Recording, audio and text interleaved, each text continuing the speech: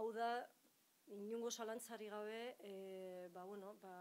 atera dudan, helduentzako atera dudan obra nagusiena niretzat, eta kompletuena, eta hori, 5 ipuin daude, eta nik horrekin bereziki pozik nago. Hala ere, aur eta gazte literaturari ere asko zor diot, seguru nago jarraituko dudala horretarako idazten ere, asko gustatzen zaidalako, baina bai, nik uste dut ireki dudala bide bat, eta gainera, antologia hau prestatzerakoan konturatu naiz, zirriborrotan eta beste ipuin batzuk gelditu direla hor, pendiente eta gustatuko litzaidakela ateratzea, ez da? Hori, denboraz ikusiko dugu.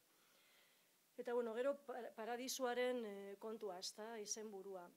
Xabierrek oso azaldu duen bezala, Paradisua nolabait pozarekin edo zoriontasunarekin lotuta dago, baina beti neurri mugatu batean. Nire kasuan behintzat, nik aztertu dut Paradisua eta espaldian neukan ideia hori ikertzeko, eta beste idazki batzuetan ere atera da. Paradiso ideia hori dator, Xabierrek esan duen bezala, une bitxi eta miresgarri horietatik. Une bada, une zehatz bada, eta batzuetan, personaiek ibiltzen dira horren atzetikan, horren bilat, batzuetan lortzen dute, bestetan ez, baina, batzuetan ez da erraza hori lortzea, eta, askotan ere agertzen da, nahi duen momentuan, ez da.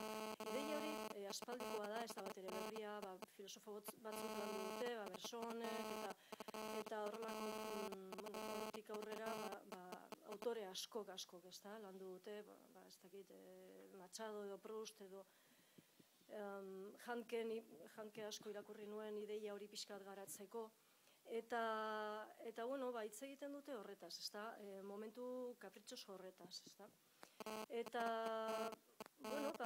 liburu honetan, nik uste du liburu guztietan agertzen dela Paradisu horren ideia, azkenekoan izan ezik, egia esateko azkeneko ipuina Paradisuari buruzkoa baino, infernuari buruzkoa da.